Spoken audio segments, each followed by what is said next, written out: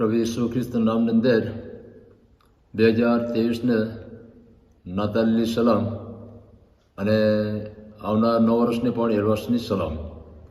પ્રભુ ઈસુના નામની અંદર જે નાતાલની ઉજવણી અત્યારે 2023ની અંદર કઈ ઓલ આખા વિશ્વમાં જે લોકો પ્રભુને સન્માન આપી રહ્યા છે, તો અહીંયા પ્રભુના વચન દ્વારા અહીંયા આપણે જોઈએ તો નાતાલની ઉજવણી સંબંધની અંદર પ્રભુના એક યુસુફ અને મરિયમ, અને યુસુફના જીવનની અંદર શંકા હતી. અગર મરિયમની પાસે ઈશ્વરના દૂતો દ્વારા તેમને જે કહેવામાં આવ્યું તે પ્રમાણે તે સફળતા આપી, પણ યુસુફ તેના જીવનની અંદર શંકાની અંદર હતો. પણ એવા સમયમાં પણ પ્રભુ ઈસુના દૂત અને ત્યારે યુસુફની પાસે આવ્યો અને તેમને એમ કીધું કે પણ એ બાબતો સંબંધી તે વિચારતો હતો.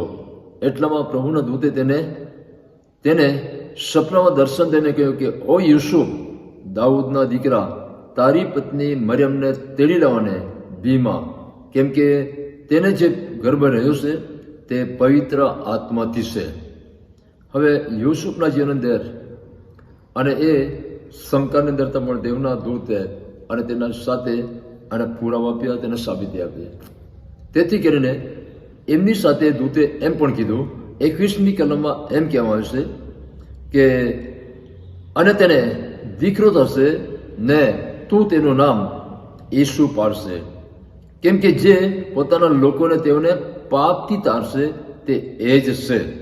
હાલેલુયા. તો આજે આપણે જોઈ શકીએ છીએ કે પૂરું જગત અને તે પાપના અંદરમાં, પાપના આધીનતામાં, એના કારણે પ્રભુ ઈસુએ પણ અને તેમના જીવન અંદર ઈશ્વરના દૂત દ્વારા યુસુફને અને એવી ખાતરી કરાવી કે અને તેનો દીકરો થશે અને તું તેનું નામ ઈસુ પાડશે, કેમ કે જે પોતાના લોકોને તેઓના પાપથી તારશે તે એ જ હશે. હાલેલુયા. કેમ કે પ્રભુ ઈસુ અને પૃથ્વી પર ત્યાં પહેલા અને ત્યારે એક પ્રભુના દૂતે એક જગ્યા પર પણ આવ્યું છે અને ત્યાં લૂકની અંદર બીજો અને 11મી કલમ પણ કહે છે કે ત્યાં ભરવાડોની વચમાં પણ પરમેશ્વરના દૂત અને તેમના જીવન અંદર અને એ પણ એકદમ નિરાશા, હતાશાની અંદર જિંદગી વિતાવ્યા છે. પણ ઈશ્વરના દૂત ત્યાં આવીને એમ કહે છે કેમ કે આજ દાઉદના શહેરમાં તમારી સારું એક તારનાર એટલે ખ્રિસ્ત પ્રભુ જન્મ્યો છે. હાલેલુયા. યુસુફને એમ કીધું કે પોતાના લોકોને તેઓના પાપથી તારશે. એ જ માટે કે ભરવાડની વચમાં પણ કીધું એક તારનાર એટલે ખ્રિસ્ત પ્રભુ જન્મ્યો છે. તેથી કરીને પ્રભુના અહીંયા વચનમાં આપણે જોઈએ છે ત્યારે પ્રભુ ઈસુ પૃથ્વી પર હતા તે સમયની અંદર પણ એક પ્રભુના એક બહુ સુંદર ત્યાં વચન એમ અંદર બતાવવામાં આવ્યું છે અને લૂકને લખેલી સુવાર્તાની અંદર અને તેનો 5મો અધ્યાય અને તેમની અહીંયા 8 કલમમાં એમ લખાવ્યું છે અને તે પહેલા ઉપરની કલમમાં બતાવવામાં આવ્યું છે કે 18મો અધ્યાય 5મો અધ્યાય 18મી કલમ અને ત્યાં એમ બતાવવામાં આવ્યું છે કે એક માણસ છે કે તેમને એવી એક પક્ષઘાતી હતો અને તે વ્યક્તિના જીવન અંદર પ્રભુ ઈસુ સંબંધિત તે લોકોએ ચર્ચા સાંભળી હતી કે ઈસુ એક ઉદ્ધારક છે, ઈસુ એક તારણહાર છે અને સૌ લોકોને અને તે ભલું કરે છે. ત્યારે એ સંબંધી 4 વ્યક્તિ પણ એ પક્ષઘાતી વ્યક્તિને અને તેઓ કેવી રીતે લાવે છે જુઓ.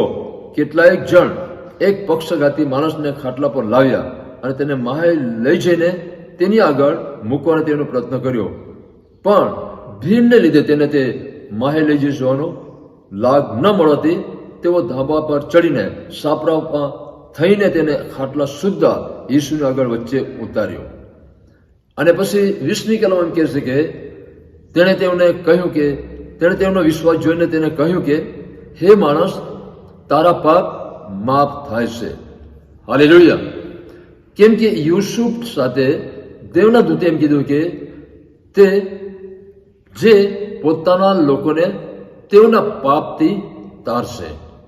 કેમ કે રોમનના પત્રમાં લખાવું છે કે પાપનો મુસારો મરણ છે. આ પૃથ્વીની અંદર તમામ પ્રકારના બધી આખા જગતની અંદર અને પાપના કારણે આખી શ્રાપિત પૃથ્વીને પ્રભુ ઈસુ એના માટે કહેવામાં આવશે કે એક તારણહાર, એનું નામ છે આજે પ્રભુ ઈસુ આજે ઉદ્ધારક પણ છે. કેમ કે દેવના વચન એમ પણ બતાવ્યું છે કે પ્રેતના કૃત્ય 4 અધ્યાયની અંદર અને તેમના 12 કલમમાં પણ બતાવવામાં આવ્યું છે કે કોઈ બીજાથી કોઈથી પણ તારણ નથી. કેમ કે જેતું આપણું તારણ થાય એવું નામ બીજો કોઈ માણસના કોઈ આકાશ તળે માણસોમાં આપેલું નથી. એક જ એવા કે પ્રભુ ઈસુ એક ઉદ્ધારક અને તારણ હતા. અને એ પાપની માફી કે જેને કહેવાય છે કે માણસને જેને કોર્ટ પાપની માફી આપી, અને એ પક્ષઘાતીને પ્રભુ એમ જ કીધું કે તેને કીધું કે તેઓનો વિશ્વાસ જોઈને કહ્યું કે એ માણસ તારા પાપ તને માફ થાય છે. અને 100 લોકો ત્યાં બેઠા હતા અને તે અચંબો પામ્યા. કેમ કે પ્રભુ ઈસુએ અને તેમના પર એવો એક અધિકાર પણ છે. કેમ કે તેમને કીધું કે ઓર 32મી કલમમાં એમ લખવામાં આવ્યું છે કે ન્યાયીઓને નહીં પણ પાપીઓને પસ્તાવાનો સારો બોલાવવા હું આવ્યો છું. હાલેલુયા.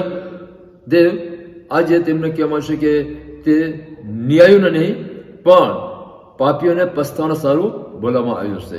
જ્યારે પક્ષઘાતીને તેને કીધું કે તારા પાપ માફ થાય છે, ત્યારે તેમને 24મી કલમમાં એમ લખવામાં આવ્યું છે કે પણ પૃથ્વી પર માણસના દીકરાને પાપ માફ કરવાનો અધિકાર છે.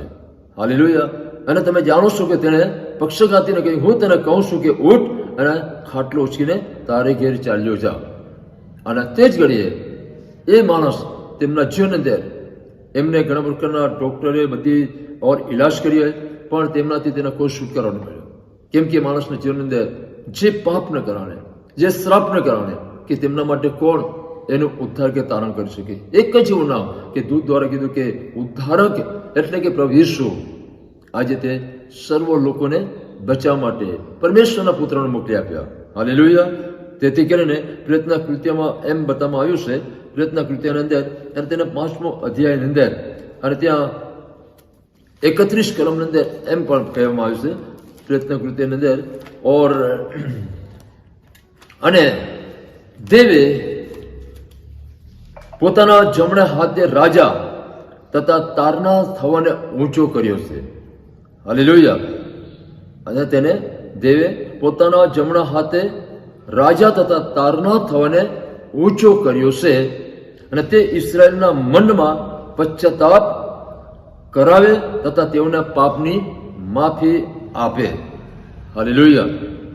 કેમ કે પરમેશ્વરના પુત્ર પ્રભુ ઈસુને અને તેના આકાશમાં તથા પૃથ્વી પર એમને સર્વ અધિકાર આપ્યો છે. આજે તેઓ એમ પણ કીધું કે જે પક્ષઘાતીને કે ઉઠ અને તારા પાપ માફ થાય છે. અને એ સમયે તેમનો વિશ્વાસ જોઈને પ્રભુએ અને શબ્દો ઉચ્ચાર કરતા અને એ જ પક્ષઘાતી અને તરત જ ઊભો થઈને તે ચાલવા લાગે છે. હાલેલુયા. તેથી કરીને પ્રેતના કૃત્યની અંદર પણ એ પસ્તાવીસ દ્વારા, કેમ કે તે રાજા પણ છે અને એક તારનાર પણ તરીકે છે. તેથી કરીને પ્રેતના કૃત્યની અંદર 13મા અધ્યાય અને 23મી કલમમાં પણ એ પ્રમાણે બતાવ્યું છે કે એ માણસના વંશમાંથી દેવે વચન પ્રમાણે ઇસ્રાયેલને સારો એક તારનાર એટલે ઈસુ પ્રભુને ઊભો કર્યો છે. Praise the lord. કેમ કે એ જ માણસના વંશમાંથી દેવ વચન પ્રમાણે અને ઇસ્રાયેલના સારો એક તારનાર એટલે ઈસુને ઊભો કર્યો છે. અને એ જ પ્રભુના દૂત પણ અને જ્યારે તે ભરવાડું પાસે કહે છે કે તારનાર એટલે પ્રભુ ઈસુ ખ્રિસ્ત જન્મ્યો છે. હાલેલુયા. અને તે આપણા સૌના જીવન માટે કે મનુષ્યના જીવન અંદર જે પ્રકારના આજે તેના પાપો કે શ્રાપો સંબંધી અને કોઈ પણ તેમના માટે છુટકારો આપે નહીં. એકલા એક જ નામ એવું છે કે આકાશ તળેમાં કોઈ માણસમાં આપેલું નથી, માત્ર એક પ્રભુ ઈસુ છે. તેથી પ્રભુ ઈસુએ પણ જે બાબતો ત્યાં બતાવવામાં આવ્યું છે કે એ પક્ષઘાતીને કીધું કે હે માણસ તારા પાપ માફ થાય છે. કેમ કે પ્રભુ ઈસુને પણ તેના પૃથ્વી પર અને તેમના માણસના દીકરા પાપ માફ કરવાનો અધિકાર પણ છે. અને તેથી કરીને એ પણ એમ કહે છે કે ન્યાયને નહીં પણ હું પાપીઓને પસ્તાવાના સારો આજે તેમને બચાવવા માટે હશે. અને એ માટે 2023 દાતારે નાતાલની જે એક પર્વનું ઉજવણી છે કે પ્રભુ ઈસુ કે આપણા માટે બહુ મોટો ઉત્તમ ભેટ લઈને આવ્યા કે આપણા દરેકના ઉદ્ધાર, દરેકના તારણ, દરેકનું કલ્યાણ થાય.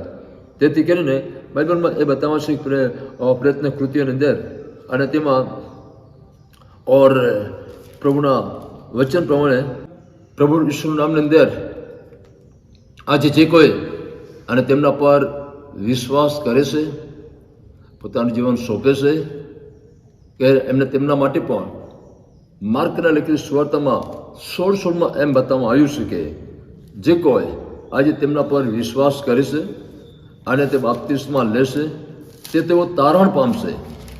કેમ કે વિશ્વાસ દ્વારા દેવના વચન ત્યાં પણ કહ્યું છે જે કોઈ વિશ્વાસ કરે તથા બાપ્તિસ્મા લે તે તારણ પામશે, પણ જે વિશ્વાસ નહીં કરે તે અપરાધી થશે. હાલેલુયા. કેમ કે પ્રભુ ઈસુ પૃથ્વી પર આપણા એક દરેક આખી પૃથ્વીના લોકો માટે ઉદ્ધારક બન્યા અને તે સૌના તમામ પ્રકારના આજે પાપો શ્રાપોથી બચાવવા માટે અને પ્રભુ ઈસુ ક્રૂસ પર બધું જ તેમને સમર્પિત કર્યા. તેથી કઈ લોકો પ્રભુ ઈસુ પૃથ્વી પર હતા તે સમયે કઈ લોકો તેને નહીં ચાહતા હતા, પણ પ્રભુ કઈ એવા લોકોને માણસ તેમને નહીં ચાહે તે લોકોને તેઓ પ્રભુ સ્પર્શ કરતા હતા. હાલેલુયા. કેમ કે તેમના વચન પ્રમાણે અહીંયા જોવામાં આવ્યું છે ત્યારે દૂતોનો જે શુભ સંદેશ હતા અને તે સમયમાં યુસુફ પણ એમાં તે વફાદાર બની રહ્યો અને તેમના કહ્યા પ્રમાણે એ યુસુફ પણ તેના આધીન બન્યો અને એ જે ઈસુ આજે તેના પોતાના લોકોને પાપથી તારશે. હાલેલુયા.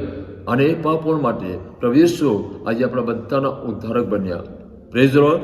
અને ત્યારે એક ઓર બાઈ હતી કે તેમના જીવન અંદર લોકો ચાહતા નહીં હતા, પણ પ્રભુ ઈસુ અને તેઓ એક કૂવા પાસે આવી હતી અને પ્રભુ ઈસુની સાથે તે કૂવાની પાસે અને તે પાણી ભરાવી હતી, પણ પ્રભુ ઈસુ તેમને એક તરસ્યા હતા અને તે પાણી માંગ્યા હતા, પણ એ ભાઈ તેમને કહી હતી કે તમને હું પાણી આપી શકતી નથી, કેમ કે તેઓ નીચી જાતના હતા અને તેઓની સાથે વ્યવહાર નહોતો.